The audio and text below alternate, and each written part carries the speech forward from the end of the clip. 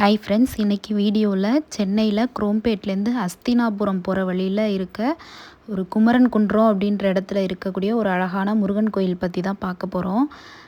இந்த கோவில் ரொம்பவே அழகாக ஒரு மலையில் அமைஞ்சிருக்குது. கோவிலில் இருக்கக்கூடிய முருகன் பேர் பார்த்திங்க அப்படின்னாக்கா சுவாமிநாத சுவாமி அப்படின்னு தான் இந்த முருகனுடைய பேர். இது நம்ம கும்பகோணத்தில் இருக்கக்கூடிய சுவாமி மலைக்கு ஈடான ஒரு கோவில் அப்படின்னு சொல்கிறாங்க. அதாவது இந்த கோவிலுக்கு போனால் நம்ம அந்த சுவாமி மலையில் இருக்கக்கூடிய முருகனை பார்க்கறதுக்கு ஒரு சமம் அப்படின்னு சொல்லியிருக்கிறாங்க. இந்த கோவில் சுமார் 40 ஆண்டுகள் பழமை வாய்ந்த கோயில் அப்படின்னே சொல்லலாம். இந்த கோவிலில் உள்ள படிகள் பார்த்திங்கனாக்கா ஒரு 80 படிகளில் ஏறி தான் நம்ம சாமியை பார்க்க முடியும்.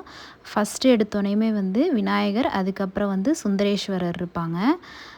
சுந்தரேஸ்வரருக்கு இப்போ தீபார்த்தனை காமிக்கிறாங்க. அங்கே போயிட்டு நாங்கள் சாமி கும்பிட்டுட்டு அடுத்து மீனாட்சி அம்மனுக்கு தீபார்த்தனை காமிச்சாங்க. அதையும் கும்பிட்டுட்டு இப்போ நாங்கள் அந்த கீழே இருக்கக்கூடிய அந்த கோயிலை சுற்றி வந்துக்கிட்டு இருக்கிறோம். கோவிலை சுற்றி வரும்போது ஃபுல்லாக பார்த்திங்கனாக்கா சின்ன சின்ன சாமிகள், அதாவது துர்க்கை அம்மன், அப்புறம் மகாலட்சுமி தாயார் இவங்கெல்லாம் கூட அமைச்சிருக்கிறாங்க. அதை எல்லாத்தையுமே நாங்கள் மெதுவாக சாமி கும்பிட்டுட்டு மெதுவாக சுற்றி வந்துக்கிட்டு இருந்தோம்.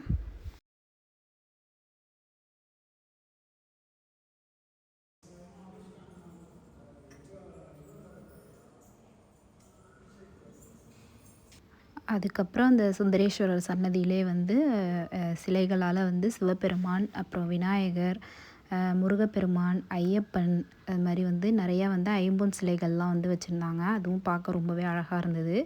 அப்புறம் நடராஜர் இருந்தார். அவரும் அம்சமாக அந்த சிலைகள் பார்க்க ரொம்பவே அழகாக இருந்துச்சு. அப்புறம் காலபைரவர் வச்சுருந்தாங்க. அங்கேயும் போயிட்டு சாமியெல்லாம் கும்பிட்டுட்டு அதுக்கப்புறம் நாங்கள் மூலவரான முருகப்பெருமானை பார்க்குறதுக்காக வேண்டி போயிட்டுருந்தோம். இப்போ முருகப்பெருமானை பார்க்குறதுக்கு கொஞ்சம் தூரம் ஒரு 20 ஸ்டெப்ஸ் போல் ஏறணும். அதுக்கப்புறம் அந்த சைடுலாம் பார்த்திங்கனாக்கா மலைகள் பார்க்கவே ரொம்ப அழகாக இருந்தது. நிறைய மரங்களோட நல்ல காற்றோட்டத்தோட சூப்பராக இருந்துச்சு அந்த கோவில் ஏறுறதுக்கே. இப்போ மூலவரான முருகப்பெருமானை தான் பார்க்க போகிறோம். வெளியில் இருக்கக்கூடிய அந்த கொடிக்கம்பம் ரொம்பவே அழகாக இருந்துச்சு. கோபுரங்கள் எல்லாமே பார்க்குறதுக்கு ரொம்ப அம்சமாகவும் அழகாகவும் இருந்தது. அதெல்லாம் பார்த்துட்டு இப்போ நாங்கள் கோவிலுக்குள்ளே போயிட்டோம். இதுதான் முருகப்பெருமான், அதாவது சுவாமிநாத சுவாமி. வீடியோஸ் ஃபோட்டோஸ்லாம் எடுக்க அலோ இல்லாதனால என்னால் சரியாக உள்ளே எடுக்க முடியல.